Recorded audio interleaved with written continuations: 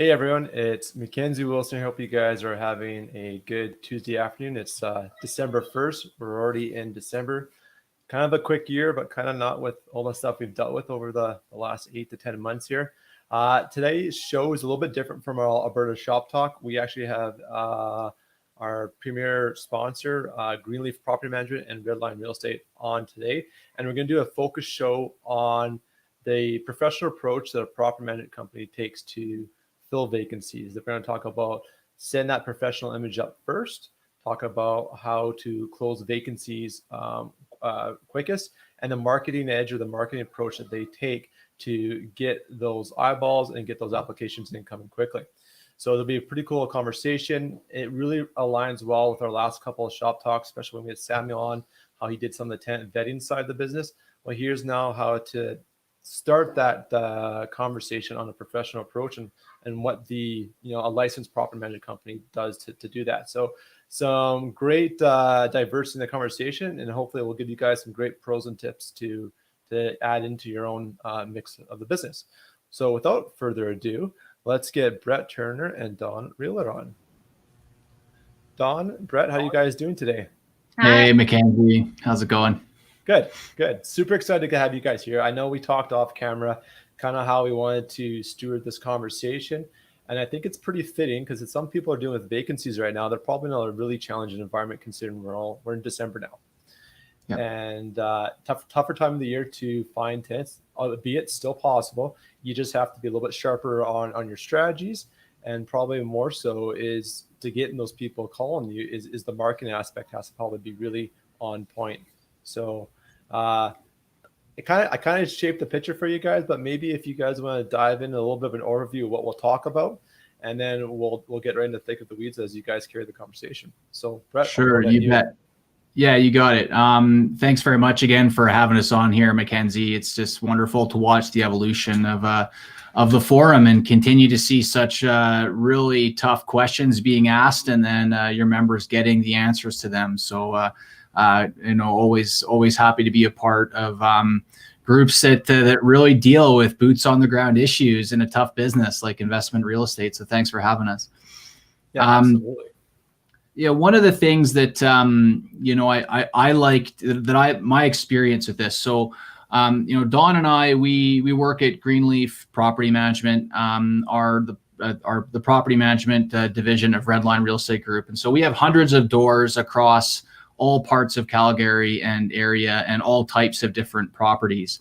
And something that I've had the benefit of is I used to own or manage my own portfolio of investment properties. And then I started to take on a few for clients until we worked it into an actual brokerage offering. And one of the things that I noticed was as we got bigger and our systems got better and our presence got better, we stopped getting as many of the professional tenants as they can be referred to. And I was asking myself, along with some partners of mine, why I felt that this was. And I read your forum and I see so many people having really tough tenancy experiences. And we certainly get those now, but nowhere near the same frequency that we had before. And one of the things that I would attribute that to would be the marketing efforts that we take with respect to how we try and set the tone of our presence and what the tenant's experience will be like when they come to our property management company. And I think we've got a couple of small suggestions that even the buy owner landlord who might only have a handful of doors, some of the things that I can share, and that Dawn, one of our brokerage's top leasing agents who's seen, hundreds of properties just at so many different situations and has been able to achieve leasing success throughout the pandemic and everything here, that hopefully the two of us can help bring a little bit of value to your group here today. Awesome. Super excited for the conversation. So, all right, let's get in the thick of it. Where do you guys want to start? So we kind of talked about the marketing, the professional image. Should we start right at the marketing piece? And so kind of sure. Contact? Yeah, you bet. So remember, the first experience that a tenant has with you as a landlord is when they view your rental ad. And that's really the first opportunity that you have to set the right tone with them.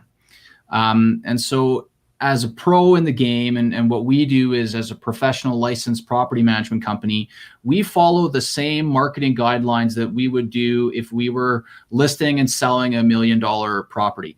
Every photograph is professionally taken. They're retouched where they need to be. We try and show tenants what it would be like as you walk into the property, and allow them to experience the property through the photos that, all the photos that we have. We started to do 3D imagery through properties, video tours where required, that sort of stuff, but also the language that we use.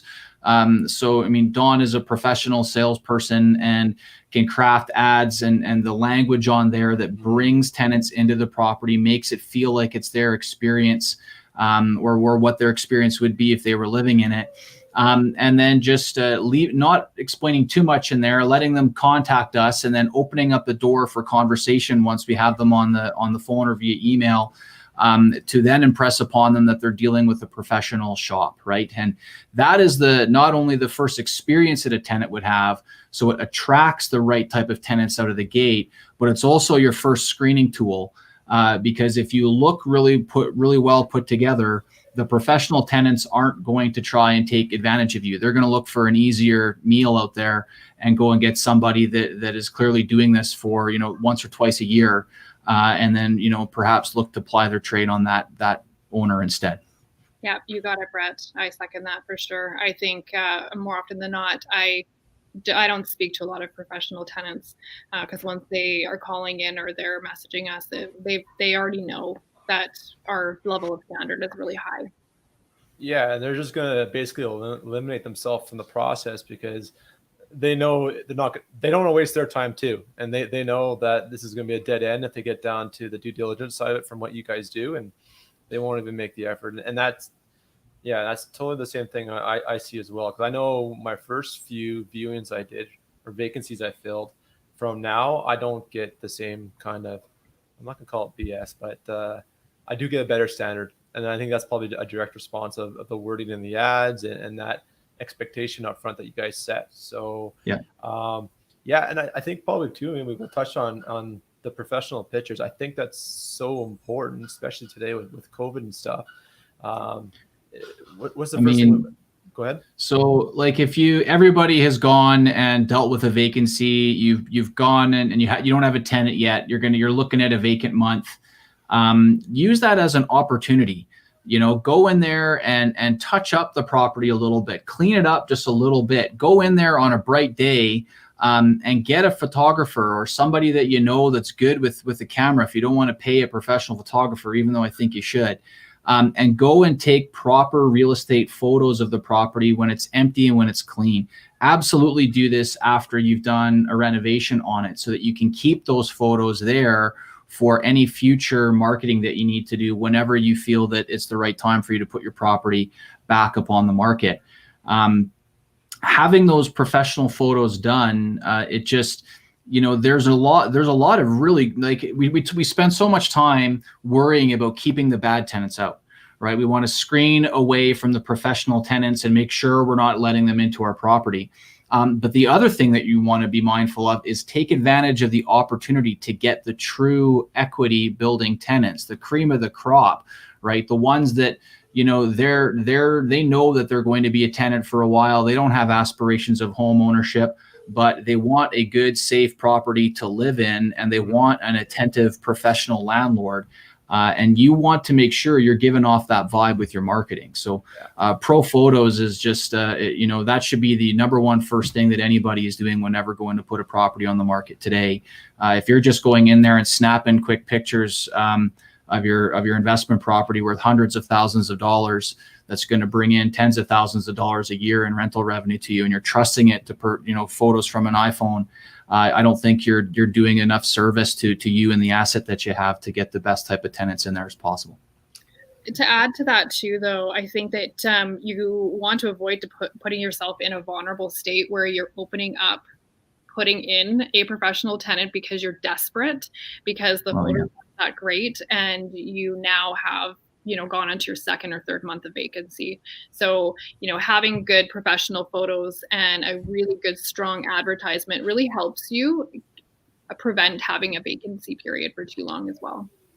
Yeah, that's so bang on it. And I think just to kind of build on what you guys are saying with the professional photos is if you don't have a photographer, go on MLS, find find one that looks really good, and contact a realtor and ask, hey, who'd you use for your photos? Rent Faster does it for like 35 or 70 bucks. Honestly, I went and I used the photographers that my realtor uses all the time, and I actually talked to him. And since I was only doing half of my property, he charged me half the rate, and it was like 75 bucks. And the photos were like deadly. We just painted the place. They brighten up everything. It just looks so wide, so open. They have a wide angle on the camera. It's such a night and day difference. And I think if you've got grungy photos, they're off tilted, they're a bit blurry, they're dark, or you've got the toilet seat up, then that's the standard you've set, right? And then the tenant comes in, and if you have a clean, open property and it's professional, then you're going to attract the tenant that wants a clean property and will probably maintain a clean property. And so all those nuances, right, that you guys are talking about.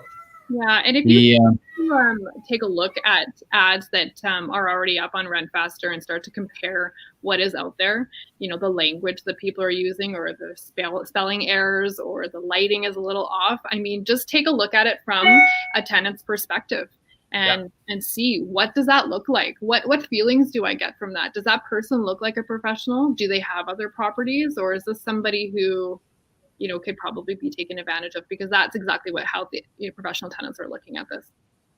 Yeah, awesome. A good, if anyone needs a photographer, I mean, we use several of them at our brokerage. And so go ahead, leave a comment below or direct message Dawn or myself, and we'd be happy to make that connection. The difference between a professional photographer and a professional real estate photographer is that real estate photographers know how to showcase rooms to put them in their best perspective. Everyone has seen these photos on realtor.ca that look almost too perfect, right? But that's the way that the game is played out there. And oftentimes you need a good, real estate photographer to be able to show how big a room actually is and how it can be used and how your furniture and stuff could fit in there.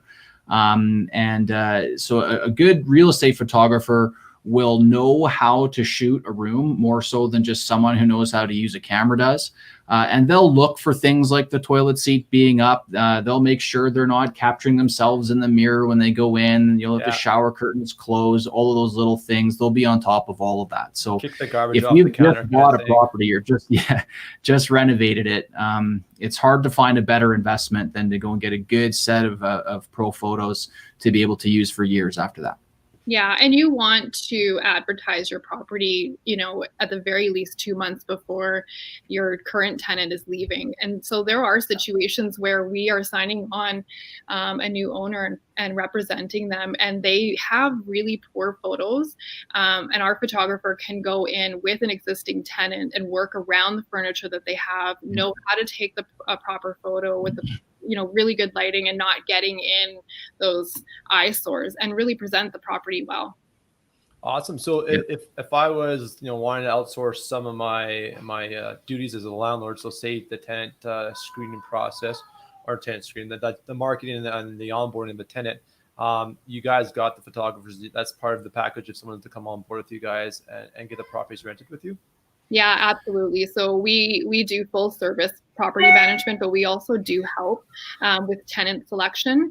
So that is just covering that advertising component and screening process, and selecting a very good tenant for the property for the duration of whatever the lease is, for 1 year or 2 years, and then the owner can take it over themselves. Yeah, that's awesome. And that might be a good first step for someone who, if you're a new landlord, you're just getting in the game and you don't quite know how to get your property rented out. Also take some training or take a course, but maybe just the very first time, pay a little extra, have that part outsourced and come along for the ride and learn how the professionals do it. And then you do it low risk, you get started on the right foot, and then you're learning the tips of the trade as you do with your own property. So you bet. Yeah. Cool. Dawn mentioned something there too that I just want to touch on, Mackenzie, is the window in which you're marketing for tenants. So far too many amateur landlords will wait to get their notice from their tenants, their 1 month notice. Oh, I'm moving out. And now they're freaking out and panicking, and they're all in a rush to go and market right away. And they want the first kind of acceptable person with a heartbeat that wants to take the unit to fill their vacancy so they don't have that stress. And it's just such a reactionary approach to landlording that will eventually catch up with you. What we have discovered, and again, we were looking at, well, why are we getting better tenants now as professionals than we were before? And that is one of them. And that we have moved up our marketing cycle way, way earlier. So we're starting with our existing tenants on the renewal process in excess of 90 days out from the expiry of their lease at times. And then we will have a property up on the market for rent at a minimum of 60 days prior to the lease expiry, simply because, again, those gold star equity building tenants, the type that never bug you, that every landlord wants, they're not leaving something as important as their housing to the last minute, right? Like, they're ahead of the game. They're being responsible people and are going to make sure that they've got a roof over their family's head more than 29 days away from when they need to be out, right? So being ahead of it and knowing where your tenants are they going to renew or not, getting them renewed on new fixed term contracts. And if they don't sign, then you're going with the pro marketing right away. Then sometimes your existing tenant sees the marketing and is, I'm actually living in a good place. And then that wakes them up on the renewal part and they renew with you rather than moving out shortly after that. So you can never really be too early. Mm-hmm. Yeah. Did you got anything you want to add to that, Dawn? I agree. I think as soon as you can get it up, the better. As soon as I get a phone call from somebody who is moving and they have 20 days to get into a property, that's not a lottery ticket for me. That is a really big red flag. Yeah. And that I think that highlights two parts. And that's one thing from my own personal experience that kind of built on what you guys are saying, is that when I go through my basic screening and I get tenants that are calling me out and I've got my vacancy like 35 days away and they're shopping 2 months down the road, they're typically the ones that interview really, really well. They've got their stuff in order, for the better term that's PG here. Like, they know what they're doing. They've got together. They're the good tenants. And that's because they're just like you guys, proactive, organized, shopping in advance, so they don't let something as big as making a move and moving their entire family to the last minute. So I think probably the big pro tip that you guys are providing here is get early, 2.5, 3 months out, or call it 3 months out. Ask your tenant, give them a week to decide, or whatever that period of time is. And then once start going ahead and marketing, and the time's on your side as a friend. You don't feel rushed. And then you also know if your marketing's not working, because if you're not getting any responses that early out in the first week, then you can start making adjustments, and then you're not chewing down getting to your vacancy right at the very end and trying to make things work last minute. Absolutely. And that goes right into pricing. With COVID, things have really shifted and changed. And so a lot of us are, we're trying to find the sweet spots for, rental rates. So our usual tactics, which is looking at our current portfolio and what we have, and looking at the market and what's moving and what comparables we're listing our property at. We're also looking at, how long it takes for us to get some inquiries, and that will allow us to shift it. But if we only have 30 days before the end of the tenancy, that doesn't give us a lot of time to shift it around. And I think that what you want to do is avoid that panic and be calm and look at the market and just be able to make those little minor adjustments when needed. Yeah. Like, a month may seem like a long time, but when you look at, say, 30 days out, there's really only 4 weekends typically in a month. And typically that last weekend is the tenant probably wants to move in. So you take that one away. There's 3 chances to really get people in the door that you need to have good marketing. And if you already have a disconnect with your marketing, you haven't got it set properly, you've probably chewed through 1 or 2 weeks, and then all of a sudden your window to capture someone's, it's like a week or less. So, going back to what you guys are saying, get the message out long before, nice and early. So it's being proactive versus reactive is the way to think about it, Mackenzie. Like, when you're being proactive, you're in control. You're making decisions with intention behind them. And that confidence and that vibe carries through to when you're meeting the prospective tenants. It pours out of you when you know you're in control and you've got time on your side. And it really helps to set the tone of the relationship to be the way that the landlord wants it. And I mean, everybody has been in that place before where you can tell you're in front of a motivated seller, and it's the same with tenants with a motivated landlord. If they pick up off of you that, here's somebody that's got a vacancy, it's only 2 months away to the end of the month, I can tell this person's got a lot in the go. They clearly need somebody to live in this place for them and start paying them rent. That's how they will start to personalize the situation and get concessions out of you as a landlord that they typically wouldn't had you been having this conversation when time was on your side, a month and a half prior to then. Okay. Yeah. Let's talking about the market side. How do you guys, also you guys are Calgary based, but how do you guys determine where you're going to market? And how do you know if there's other places or that are changing the trends of marketing? Like, how do you guys pick where you actually place your ads? What we'll do for that, right now, we've continued to use RentFaster. Facebook Marketplace is starting to get a foothold within this. But not every tenant has a social media account like that. And so we continue to get most of ours from either RentFaster or there's several other sites that we pay a syndication service to ensure that our ads are represented on all of these at any given time. So Perfect. Those will be the main sites that we'll use to go and market there. But if somebody is looking for a place to rent, and being choosy, they're going to look at all of these places. And so it's really having good quality ads, that's just as important as where you're posting them up right now. Yeah. Awesome. I think the pro tip that you guys are really highlighting there is it's not just one place you advertise in. You guys get your messaging out in a variety of places. So if one place is no longer popular, you're still getting the eyeballs, which you're getting the phone calls to allow you to do your job. You'll see a neat trend with the types of properties that you have and where you're advertising them. I don't use Facebook Marketplace as much, but I have used it for some of my trickier properties. Okay. Where, maybe it's in a trendier area. I know that my demographic is a little bit younger. I know that they're probably online.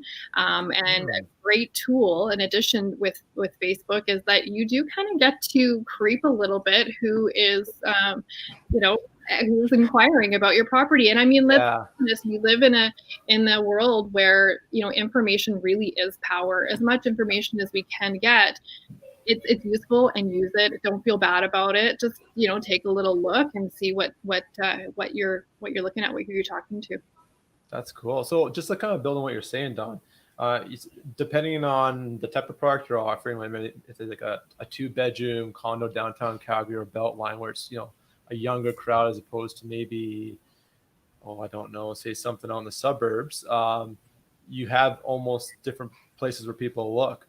So can you kind of highlight what you've seen as trends just to kind of give people a bit of an idea or an example of what you mean by that? Sure. Yeah. I'm really fortunate that we work at an agency where we are syndicating across all of these places. So, we're fortunate in that. But if you have your own properties, once you've done that and you've dabbled in a couple different advertising places, you can really see where you're going to get the most bang for your buck. But what I'm referring to is, if your demographic, you've got a condo that's a 1-bedroom studio condo, maybe it doesn't have a garage. It's not something that is going to be targeted towards a family. Maybe that's something that's for a younger demographic or college students. I do like to throw that on social media, and Facebook being the biggest one. RentFaster, I think, still by far is the number one top. I would totally agree with you there for sure. Yeah, absolutely. But that's cool. So, if you got a younger audience, depending where you are, they might be on a certain platform, Facebook. I don't know about TikTok and all that or Snapchat. They're kind of quick and done kind of videos, but you'll get different people looking, right? So that's just probably a really important thing to highlight. And I think goes back to the quickest thing people look at is they don't read the text when they first look at an ad. They go right to the pictures because it's an emotional drive, right? This is somewhere where you want to live and be comfortable. So those pictures really set that first impression, whether they're even going to make a phone call. So cool. Sure. Where do you guys want to angle from here? I would, well, just on the topic of Facebook marketing, you know, we've been looking at this, and it's been on our radar here for quite a while to dive into marketplace at a brokerage level, but it's just more challenging for us when we have got dozens and dozens of leads on there all the time, and just the way that Facebook makes it to manage them. But I'm seeing so many individual landlords using Facebook Marketplace on the regular to screen or to market for properties, like a buy-sell forum almost. And what it's going to do and what it does is it immediately personalizes the leasing process, which is something that I would really caution landlords away from. And that's another thing that, as a brokerage and a property management company, we want to be personable, but we're not making it relational at that juncture. And so one tip that I would provide to landlords is, even if you have just one door, you know, market it on behalf of your investment company name or something like that. You know, if you're just an individual person marketing an individual property, it's going to have a very for sale by owner or by owner type of vibe to it. And that is the mark. That's what someone is looking for if they are a professional tenant, or if they want to try and negotiate a few $100 off rent, or get a pet approved or something like that, or get some sort of concession out of you. So within your marketing, we talked about pro photos and making properties look good, but the imagery and the way that you come across as a landlord is a whole other part to this. And I would attribute a lot of our screening success to that very front end. Like, when you come and you're dealing with a licensed professional property management company that's been in business for over a decade and has dozens and dozens of ads up at any given time, you're going to know that they know the rules, right? And that's that first screening step. And individual landlords can do this too. If you have your own logo, if you have your own name, if your ads are directing tenants to your own little one-page landing site, those things are easy to buy and to make now. Little things like that can just go so far into streamlining your leasing process, and not only making it easier for you to screen tenants, but also making it easier for you to do volume. To when you have 20 places that you're trying to keep yourself on top of, you can funnel your inquiries in, and it becomes so much easier to do this business at scale. You know what? Go ahead, Dawn. Yeah, I just wanted to say, thank you for adding that, because although I do use Facebook occasionally, it really should look like a business page. It should be something away from your family photos and them also gaining information on you, right? You know, it's cool. So it's important. So it's a two-way street, right? Yeah. And I think that's like a big pro tip you guys just highlighted. You kind of made me go, so I've always shied away from Facebook because I just was more of a privacy side. I didn't want my family photos out there. But I didn't even think of it until you highlighted that now, is if I create a Facebook Marketplace ad, they click on, hey, is it available? My profile picture comes up and it's me holding my son and my wife at our gender reveal party. How does that set for that? That's already a first impression, whether you know it or not. And that's such a good point that I think a lot of us would overlook. So I mean, that's such a great pro tip. So it's not. This is a business. This is a business, right? It has to be true. You have to think of it this way, or it will eat you up, right? You won't last.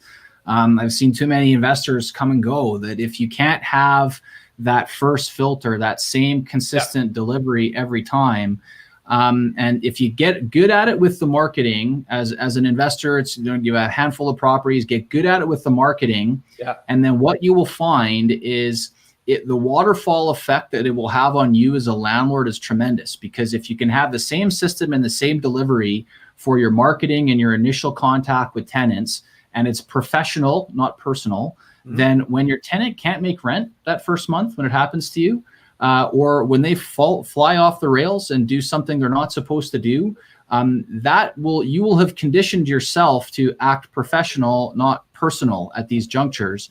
And that will allow you to keep your head and keep in the business longer, because you won't be so invested. You won't become personal for you. It's just another day at the office, and it's part of this business. And one of the ways that I would think landlords really need to be mindful of that as they look to build scale and longevity in real estate. And I want to highlight something that Don said as a super pro tip. If you go down the Facebook route, it's not a bad thing, but use a business page or a separate page from your Facebook personal profile. So you create that first impression as the professional images you want. You can create a name company. So actually, I use Living Space Rentals. I don't go by Mackenzie Wilson, and I rent all of my stuff. So awesome.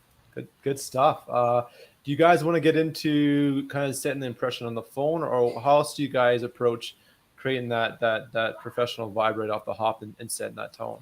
Yeah, well, I would say right off the get-go, you want to respond to people. You want to respond to them right away.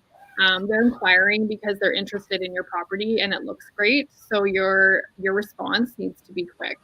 An email response initially is fine, but you want to get them on the phone.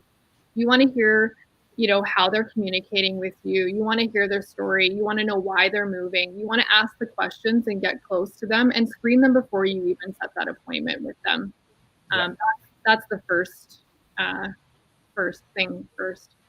Yeah, I like that though. But I mean, kind of highlighting the point, you don't take a day or 2 days to respond. I mean, a day it's kind of acceptable, but also if you can do within an hour or whatever, or maybe if you know your questions, you have them scripted, saved down some notes on your phone, copy and paste, fire them away. And then I do the same thing you do, Don. I want to have that conversation. I want to ask them questions at least over the phone. And even this time with COVID and stuff, I've done a few video calls. I think that might be more and more common now because of COVID. It wasn't before, or I personally never did it.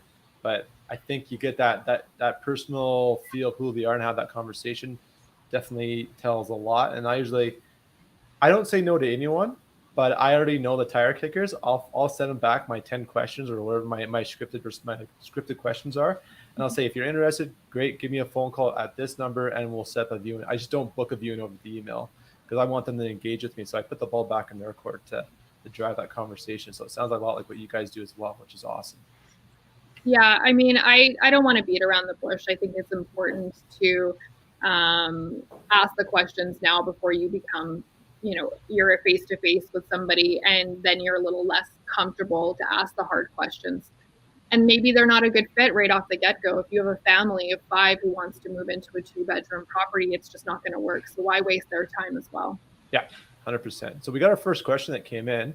Chad's asking it. So he's asking, how does it work if I have, an incorporation?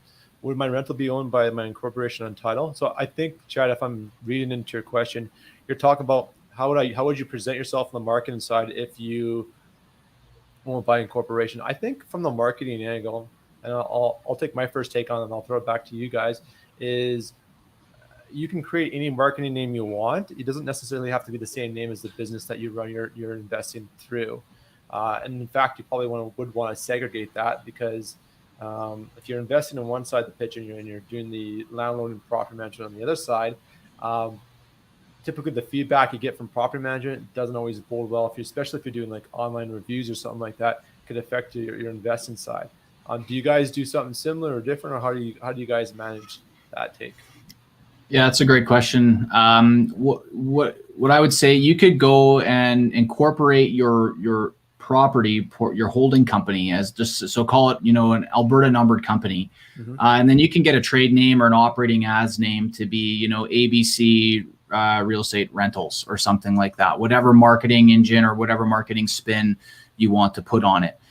You can even do this if you own the properties personally, right? So if you're having trouble getting approved through a corporation of buying properties through a corporation, you can buy them personally, and then although it's for the beneficial interest of your corporation where you're running it. So that's actually what I did when I got started in investing, because I was in my early 20s and my corporation had no assets and no income because it was like a month old when I went and started buying real estate. So I had to get approved personally. And then I just had my operating company. That's where the rental income was received. And that's where I ran all of the marketing and all of our ads and everything at the time. That's how we did it. So that's how you could do it too, is you just create a company for, to take the rental income coming in, have your leases done up in that name. Doesn't have to be with the same as the titled owner. But then that is who you're putting yourself out there as. That's the entity that you want tenants to see when you're marketing your rental ads.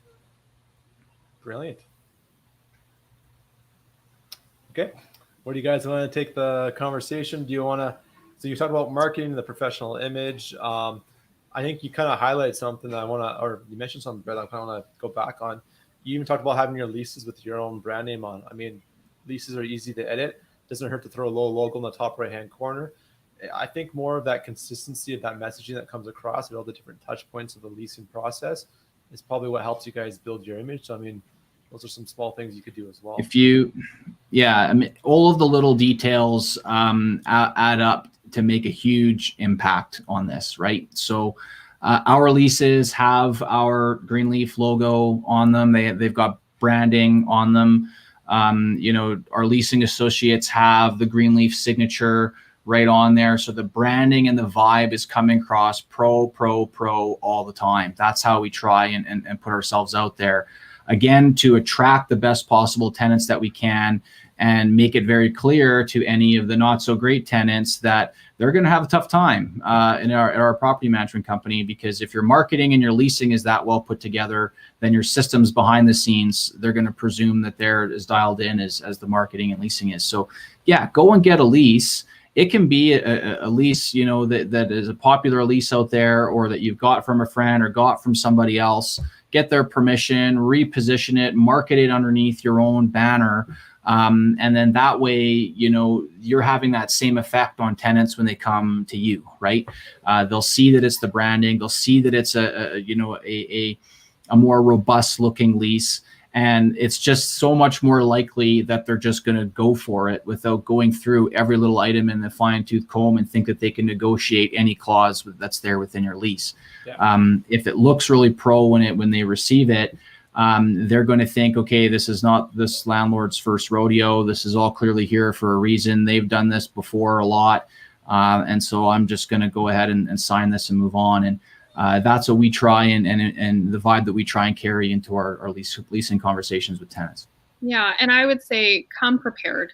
Make sure that you have it printed with you. Yeah. If you're not using a digital signing program like DocuSign, make sure you have it printed on nice paper. Make sure you have a pen with you. I mean, these seem like really simple things, but it's very easy for you to forget. Make sure you have a folder. It's not bent. You want to look and project yourself as a professional so that they are, trusting you and you're getting the same back. So just come prepared. Yeah, I love that. And I think, Dawn, that's a good segue. And I was going to kind of take this question forward. So on that topic of being prepared, have your process figured out ahead of time how you're going to onboard this tenant. Mm-hmm. So for some of the new landlords out there, they're probably, and I've been there, is I want to say make it up as you go, but okay, I've got the ad up now. Now I'm taking phone calls. Well, I don't know what questions to ask, so go and figure that out. And then you're doing the next step and the next step. So maybe at a high level, Dawn, since you guys do this quite regular, can you walk us through what you guys do? So you've got the professional ad up, you've got your criteria and what the tenant needs to meet before they even phone you. You respond very quickly to set that expectation up really quickly. You're very responsive. Mm-hmm. And then you probably have a set of questions you want to go through. And then what would be some of the other steps that you guys follow before you put that tenant into the property, just so people know if they're new at it? Sure. So I would say it's really important to know your property. And before this even starts, before your ad goes up, I would highly suggest you create a checklist for yourself. And this would be a checklist that you would be using for every time, every property. And it would just become something that would be second nature for you. So yeah, you want to take professional photos. You want to understand the area. You want to do a good market analysis on what's going on in the area. Take a look at RentFast or take a look at what's going on in Marketplace and compare your property so that you can price it well. You want to make sure that you're highlighting what is in the neighborhood, what amenities, what shops are nearby, what makes your place more special than the next one that is advertised a couple blocks away. So you want to highlight those things. So then you've got your ad, you've got your photos. It should look great. Now you're going into the screening process. You're answering phone calls. So you want to be prompt. You want to answer the phone calls as quickly as you possibly can, very thorough, have your questions, make sure that you're screening them before you end up face-to-face with them. Yeah. And then when you're meeting your prospective applicants, do you have an application process? What do you want to know from them so that you can make a really sound decision? You might show the property to 2 or 3 people, and how do you make that decision unless you know how to screen them appropriately? Yeah, definitely. What I guess on the point of taking that phone call and asking questions, is there some questions you'd like to ask, or how do you like to drive that conversation on the phone to kind of set the tone and Yeah. get the information that you're looking for? Yeah. So the questions that I ask are usually, why are you moving? How many people is it for? I never ask, are you a smoker or non-smoker? I usually ask the question, do you smoke outside? The reason I do that is people are more comfortable saying, oh, I always smoke outside, rather than saying, yeah, I'm a smoker, because most people know that most people don't want smokers in their property. So I usually say, this is a non-smoking property. I hope you're aware of that. Do you smoke inside or outside? Then I ask when they're looking for tenancy. Yeah. What are the reasons you're leaving? What's your employment? Simple. Cool. I like that little nuance is you make them feel comfortable on the phone by not making them feel guilty. They have technically a bad habit. So you just say, so I know you, or yeah, I really like that small nuance of changing the words. Say, you smoke outside or inside, and you get the information you need without making that person feel bad. Yeah. Continues that rapport building the phone and sets the tone really well. So brilliant. Love it. Yeah. I think having a nice conversation with somebody but still creating the boundaries is important. I always go into my conversations with somebody just like an everyday person, but it's important for me to have the answers. If somebody is stuttering and taking too long to answer a question, you kind of know there might be a nuance there. There might be something going on that you're not quite sure. And I think it's really important to feel comfortable asking more about that. I have encountered people's responses to asking about their employment and feeling a hesitation. And I'll ask further, what is going on there? How is employment? How secure do you feel in your employment? How comfortable would you feel asking for a reference from your employer? These are very simple questions, and you have the right to know, and they should be able to answer those questions and feel confident doing that. Yeah, absolutely. Love it. So let's say you go through all the questions and you're happy with this person, you're going to set up a viewing. Do you do anything different with that process? You just kind of go and book it. And then tell me how, if you get to the property a little bit early, what you do just to make sure when you present the property, it's the right vibe you're looking for. Yeah, for sure. So I always arrive at my appointments as early as I can, usually about 15 to 20 minutes, but prior than my appointment. It's important to turn on all the lights. Yeah. You want to present the property in the best way that you can. So make sure that it's clean. You may have had a showing or someone else had a showing in the property and there's footprints. So I carry a little container of some cleaners in my car. Sometimes you just give it a little wipe. It's nice when it smells fresh. Yeah. In a property for sure.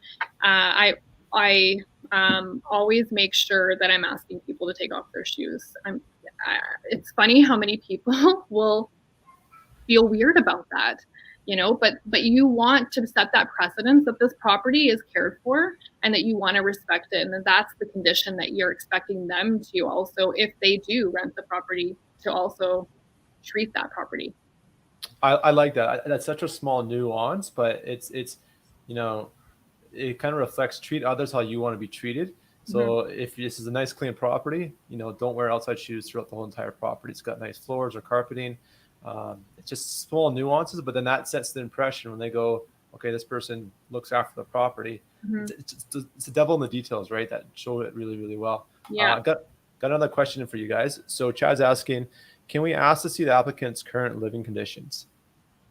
No, but you can ask to speak to their current landlord.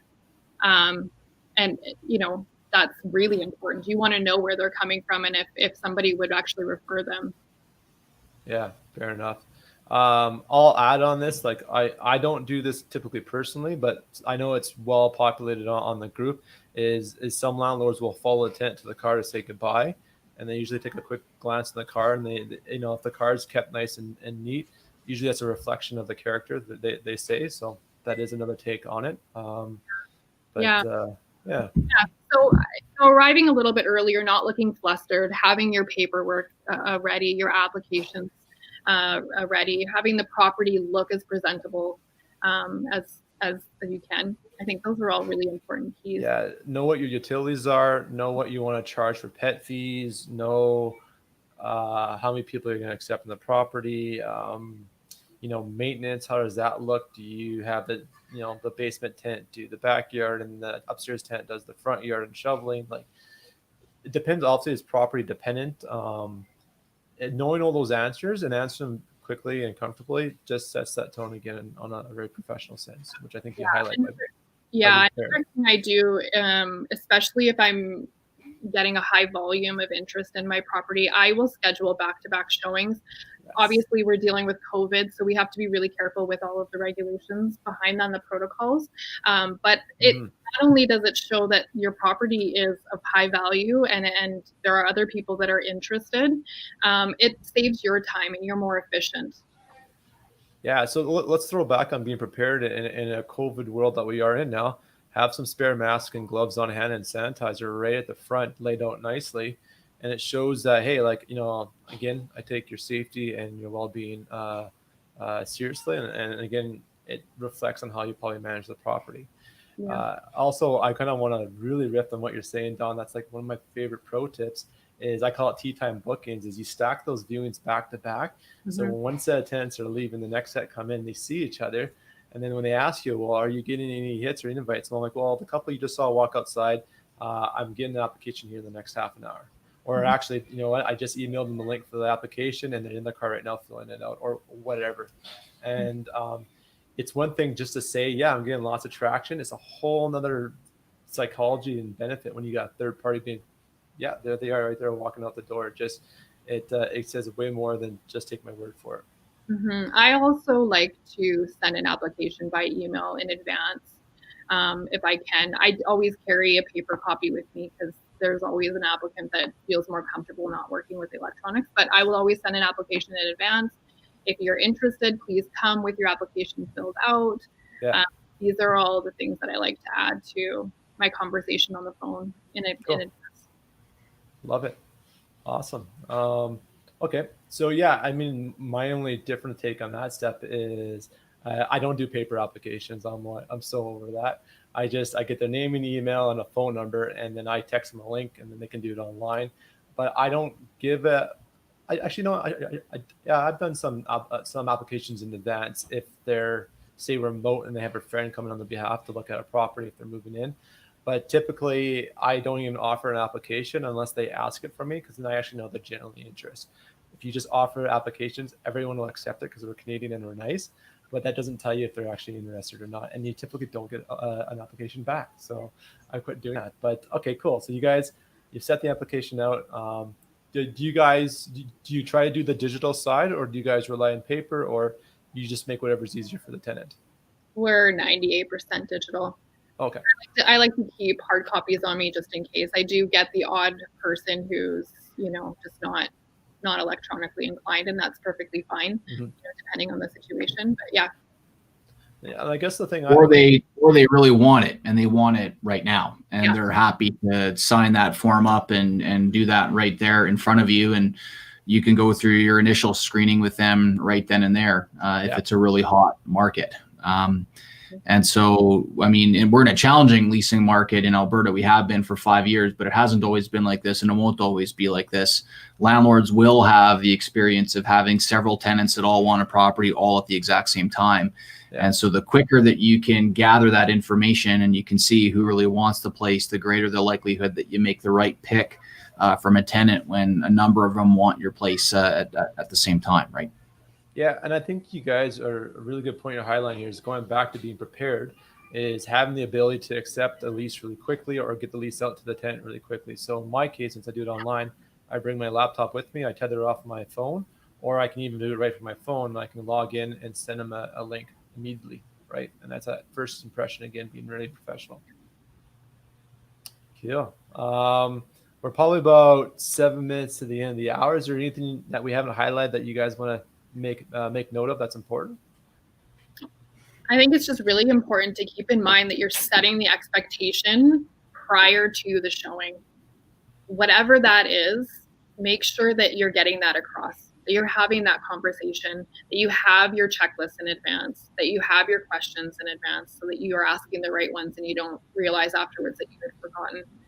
When you're face to face with an applicant, you want to make sure that you already know that they deserve to be in that door. Yeah, love it. And just to highlight some things you guys would probably do different than most of us small landlords, you guys have a website. So when I go and click on the ad and I see professionally managed by Greenleaf Property Management, I can go and check out your website. You probably have listings there as well. So those are some other things if you want to kind of go that next level. It doesn't take a lot, like you said, Brett, to spin up a quick website. Even if you don't have the listing directly on it, is have some general information, how you run your property management and this and that. That's, again, setting the tone before you even talk to them on the phone. Yeah, you'll real estate investors will learn this fairly early, you know, and I like to say that, you know, the first investment property that you buy is really just a practical application of the education that you've received so far. This is your chance to actually go and put it into practice. And then your first 2 or 3 properties is you finding out if this is a hobby for you, or if this is a genuine passion of yours that you want to use to, you know, enable yourself to achieve financial freedom. And so the further you go into it, the more that you will see that having all of these systems and investing the time and the money and energy to that right delivery and that right impression, it just saves you so much work down line later. And that when you think about how much money you're spending on a property, the money for a bit of professional photos for it, for a little bit of, you know, professionally done marketing, you know, it's a drop in the bucket when we're talking the dollars that we are for investment real estate. That I'm surprised, you know, so many people just don't take that next step, right? And I would encourage the members of your forum to treat it like a business and to be proactive, not reactive. And not only will it save them a ton more time, but it will just turn you into a much stronger and better negotiator, and you'll win more often in the other talks that you'll be having with tenants or contractors or whoever later on. Yeah, and make sure that your product is something that you would actually consume. Make sure your product is up to the standards that you want in a tenant. Make sure that you've got the light bulbs, you know, the light bulbs are working, and that the doorknobs are working and the locks are working, and that, you know, things are clean and taken care of. It's a good representation of yourself and your business, and it's going to attract the people that you want to be tenants. Yeah, front lawn's cut right. That first impression is typically that 15 to 30 seconds when they get to the front door, walking up the steps. So you really get, you set it off so quickly in those first 10, 15 seconds when they're inside the house. So you get one chance. So do your best to get it right the first time. And all these nuances set you up for a greater win if you've got, you know, let's say a separate email from your personal email. You're not marketing it through your personal Facebook page. You've taken every opportunity where there's a possible touch point to put a brand out there that is professional. So I think you guys did a really good job of highlighting that today. Yeah, thanks. You know, we learned the hard way. We really came up, you know, from the investment property circles. That's how we got our start. And you know, we still learn new things all the time. I mean, we had the pandemic to deal with this year, and that really showed us the power of communication with tenants and being proactive and not reactive, and finding out if they weren't going to make their rent or not. And letting our owners know if they weren't going to be receiving rent that month from a tenant, you know, like, so you can learn new things all the time. But to me, the big takeaway is that if what the message I'd like to leave your members with is, if you treat it like a business, then not only will it not stress you out as much, but you'll have better results in the long term as well. And it starts off with the marketing and the leasing side. Fantastic. I love it, guys. Yeah, it's consistent messaging all the way through. Thanks, guys, for your time today. Super appreciated. We had around 6 to 12, 13 people on watching us. So that was pretty cool, and got some questions coming in. Yeah, we'll have you guys on next time. I don't know, should we try squeezing one in here in December, or do you guys want to come back in the new year? Yeah, we can come back. Absolutely. Yeah. Awesome. So if you guys want, next time we get Brett and Don back on, throw some questions in the group, throw them on our new community platform, Alberta Landlord Community.ca. You guys are now there as well. So thank you for participating and jumping with that. And yeah, like this is a tricky business. It's, and especially from that landlord side, it's a high capital investment and managing personalities when they call a place their home that you're offering, and it's that balancing act. So guys, thanks for that conversation today, and good tips. And yeah, we'll have you guys of course back again, and we'll keep highlighting these small nuances that make the business a bit easier. So you bet. Thanks so much for having us. Appreciate it, Mackenzie. Hey guys, take care.